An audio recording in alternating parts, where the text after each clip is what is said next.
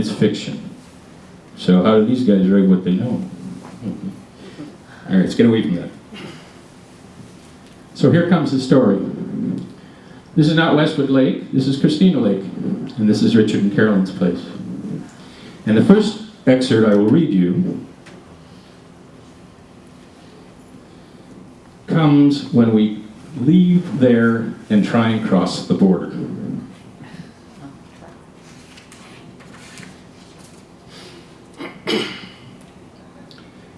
On the morning we left Richard and Carolyn, buffalo steaks fell off the menu. It happened while I was brushing my teeth. The toothpaste made a sound it shouldn't have made on the way into the sink. I usually associate the onomatopoeia of plunk with substances much harder than toothpaste, and in this particular instance the laws of nature held. I opened up my mouth and angled the light so as to illuminate the great hole where the plunk used to be. It was so dark it was like 3 feet into a wolf. Well, that's a trip down the drain, said Robin. There's still huckleberry pie, I said. We'll find a dentist in Idaho. I looked over at Richard. He had that you should go before something else breaks look. Robin and I fired up the wagon in each other's enthusiasm and headed south to the Laurier crossing. But we were almost out of gas and missed the last chance to fill up before the frontier loomed up too large too soon. Our eagerness jumped the red light at the border booth. You're supposed to wait until it turns green, said the sunglasses. I looked around for bloodhounds. Purpose of your visit to the United States? He asked. I almost shared my need for a dentist. We're searching for the American West, I said, and watched a frown begin to form. I want to see Montana, Robin added in her Kiwi accent. The frown went away. Y'all enjoy your visit, he said. How far to the next gas station, I asked. Indians have a place about 10 miles along, he said, and waved us through. Wow, I thought. Not a minute into the Wild West, and we're already on our way to meet our first Indians.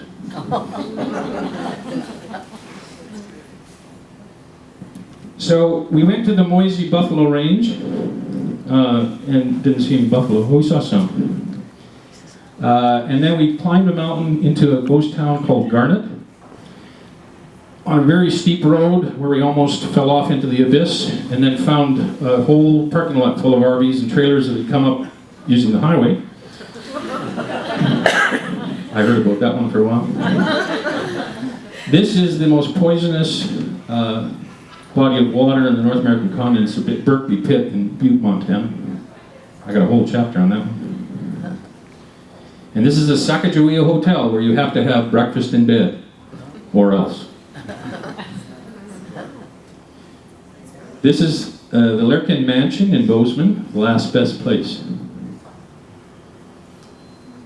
And then we hit Crow territory.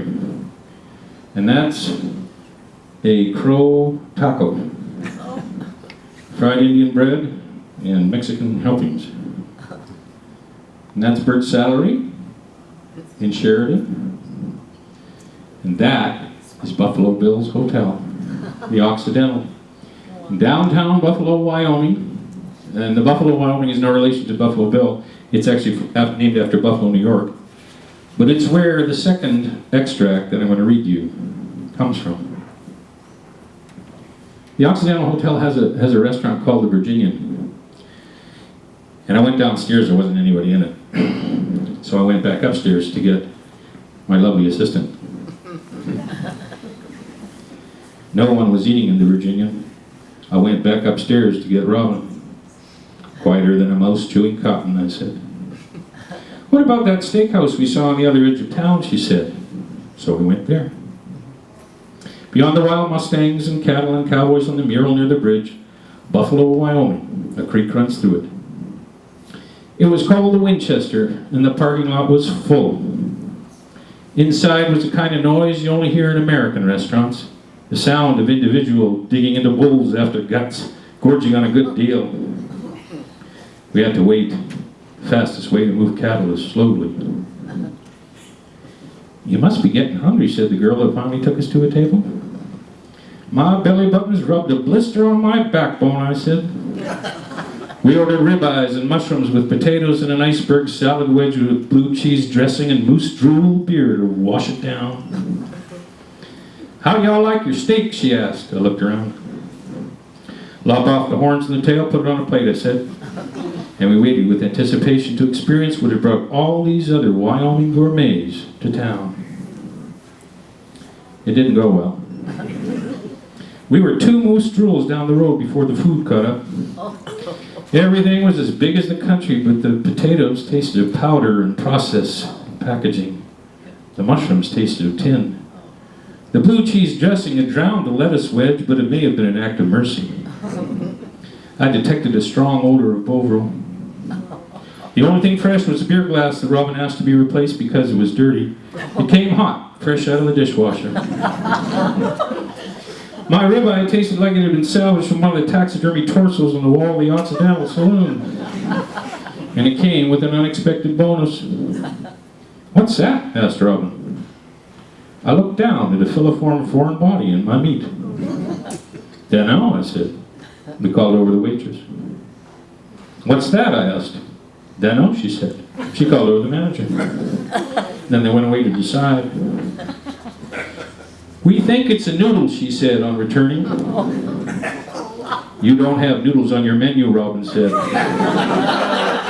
She offered to bring me another ribeye, but I was full. So we ain't going back. This is the medicine wheel at the top of a mountain in Wyoming, and then you drop literally 4,000 feet to the bottom here. Sometimes we just knew we were in the American West. So this is a memorial commemorative to Chief Joseph Nez Perce Migration Trail of Tears. We went through, had the fortune and misfortune to go through Yellowstone when they had the retrenchment of the U.S. Civil Service. So there were literally busloads of Japanese people who weren't allowed off to use the facilities. And they got into trouble for trying to recreate, whatever that was. So we had a little swim in Yellowstone. We went to Jackson. And then we arrived in Ketchum, and they had the parade. So, I need to explain this a little bit.